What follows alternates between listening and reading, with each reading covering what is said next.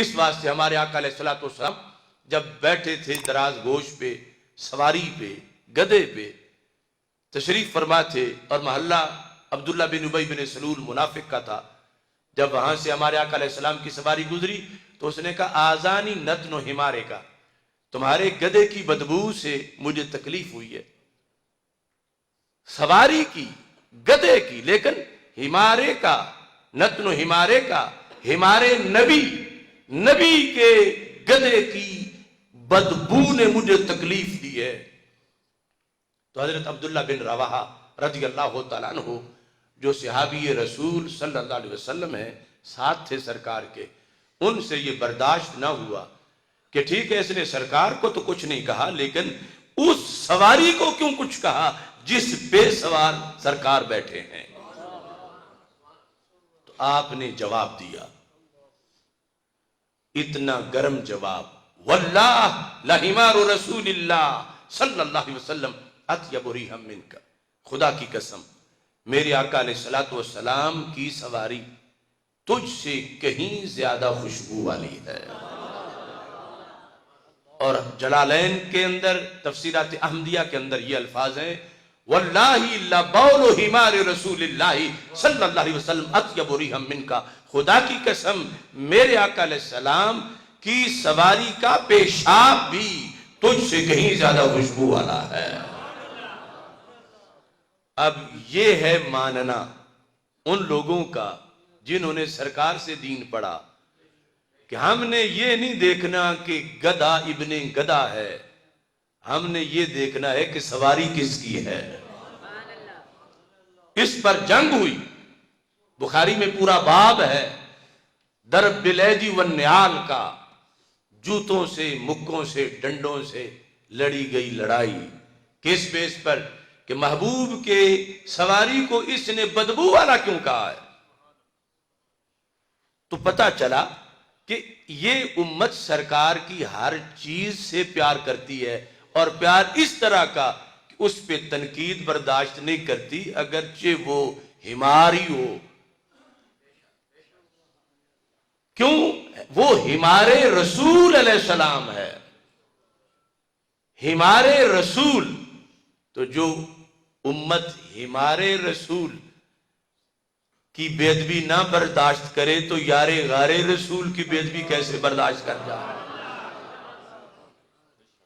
اور جو سرکار کی سواری کی بے ادبی برداشت نہ کرے کہ جس سواری کی پشت کے اوپر سرکار بیٹھے ہیں، تو وہ پھر اس عظیم سیدہ فاطمہ الزہرا رضی اللہ تعالی عنہا کی بے ادبی کیسے برداشت کرے جسے سرکار اپنے جگر کا ٹکڑا قرار دے رہے ہو۔ تو یہ دونوں طرف کی محبت سرکار کی محبت ہے، اور جس نے ان میں سے کسی سے بیزاری اختیار کی اس نے سرکار سے بیزاری اختیار کی۔ اور یہ محبتیں اس واسطے ایک ہیں کہ ان کا سبب ایک ہے، ان کی وجہ ایک ہے، اور وہ وجہ ذات رسول علیہ السلام ہے۔ صحابہ اپنے خاندانوں یا پرسنل ان کے جو معاملات تھے اسلام سے پہلے، اس وجہ سے ہمارے لیے ان کی محبت لازم نہیں کی گئی، وہ سب کچھ ہوا ہے تو سرکار کی غلامی کے صدقے میں ہوا ہے، سرکار کی نسبت نے ان کو عظیم بنایا۔ اور اہل بیت اطہار رضی اللہ تعالی عنہم کو جو ملا ہے سرکار کی وجہ سے ملا ہے۔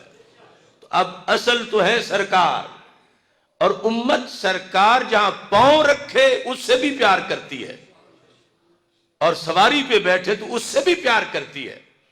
تو پھر اسی پیار کا تقاضا ہے کہ اگر جانور ہو اس پہ بیٹھے تو اس کی بے ادبی برداشت نہیں ہوتی، تو جن کے کندھوں پہ بیٹھ کے غار ثور کی طرف جا رہے تھے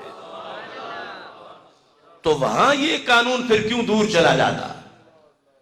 اور پھر جن کے گھر ہمارے آقا صلی اللہ علیہ وسلم کی شہزادیاں اور جن کی شہزادیاں سرکار کے گھر ہیں، ان کا تعلق کروڑہا درجہ بلند ہے اس نسبت سے جو اس سواری کو سرکار سے ملی تھی۔